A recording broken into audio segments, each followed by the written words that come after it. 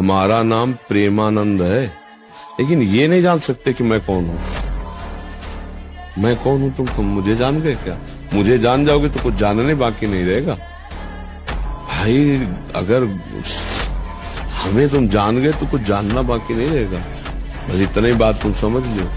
हमारा नाम जब सोया करो ना तो प्रभु का नाम स्मरण करके सोया करो।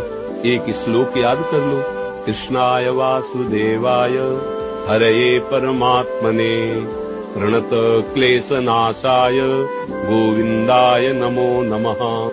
नाम जप करते हर जिम्मेदारी निभाई जा सकती, नाम जप नहीं चल रहा, बस खास बात एक है। अगर नाम राधा राधा चलता रहे, लाडली लाडली राधा राधा, तो आप कलकत्ता और दिल्ली और अमेरिका कहीं भी रहो, तो नाम अगर चलता रहेगा तो आनंद बना रहेगा, और नाम नहीं रहेगा तो लाडली के पास भी रह करके मन भागेगा। नाम चलाओ, नाम जितना नाम जप करोगे उतने आनंद में रहोगे। तुम ये कामना किए बैठे हो कि मैं दूसरों की सेवा करता हूँ और दूसरे मेरी बात नहीं मानते, ये सेवा नहीं हुई। तुम उनसे सम्मान चाहते हो। हमने तुमको पानी पिलाया, तुम्हें प्रणाम करो, हमारी बात मानो, हमारे अनुकूल चलो, इसे सेवा थोड़ी कहते हैं। सेवा कहते हैं नेकी कर दरिया में डाल।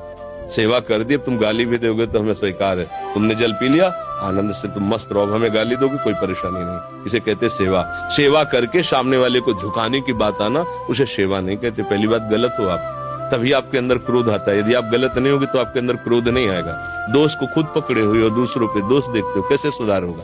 बात सुनो, यहाँ मुंह छुपरी बात नहीं होगी। तस्मात् शास्त्रम प्रमाणम ते कार्याकार्यो व्यवस्थित हो। सही बात सुनने के लिए भी छाती में बल चाहिए। बोलने की तो बात जाने दो, सही बात सुनने के लिए हमारे अंदर बल चाहिए।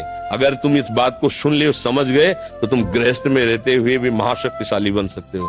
पर आज हम क्या है कि शक्ति खुद अपनी खो रहे हैं, इसीलिए क्रोधित हो रहे हैं। कमजोर क्रोधित होता है, बलवान क्षमावान होता है। बलवान क्रोधित नहीं होता है, कमजोर को क्रोध आता है, कामना युक्त को क्रोध आता है।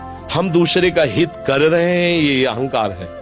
हम एक यंत्र हैं, भगवान यंत्री हैं, वो जैसा हमसे करवा रहे वैसा हो रहा है। हमें ये भावना रखनी है, हम करने लायक हैं। एक श्वास भी नहीं ले सकते इस तरह में, एक कदम नहीं चल सकते, फिर क्या होगा? तो बात समझिए, आपसे जो करवाया जा रहा है वो प्रभु श्री हरि कर रहे हैं।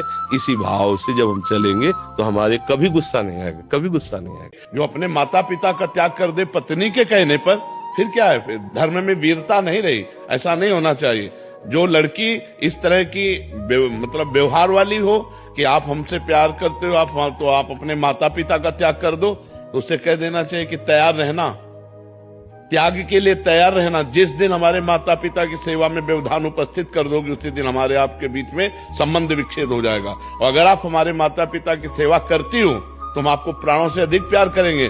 नहीं करती हो तो आपको अधिकार देंगे, लेकिन आप हमारे को सेवा में जाने से नहीं रोक सकती हो। इतना जरूर रहना चाहिए। और पुत्र का पूरा आप सब ठीक हो, लेकिन आपके विचार ठीक नहीं, तो आप जलोगी। आपके पास खाने पीने पहनने ओढ़ने की कोई कमी नहीं, लेकिन आगामी इतनी बड़ी कामना हो गई है कि आप उस पे जलोगे। आपका सब ठीक है, लेकिन निगेटिव विचार है तो आप जलोगे। यही चीजें तो अपने अंदर खोजो। निगेटिव विचार, अधिक से अधिक बड़ी कामना। हम जितने पे उतने में संतोष नहीं। बट कभी किसी लड़की के जीवन में धोखेबाजी न करें। आप अपने मम्मी पापा से अपनी बात पूरी शेयर कर दो। आप ब्याह बिल्कुल मत करो, उसको घर में बैठाल कर उसकी जिंदगी नर्क मत बनाओ। वो किसी की, ये ध्यान रखो सब लोग। भगवान के सामने कसम खाने का मतलब है कि फिर दोबारा जीवन में गलती नहीं होनी चाहिए। और हम लोग फिसड्डी लोग हैं।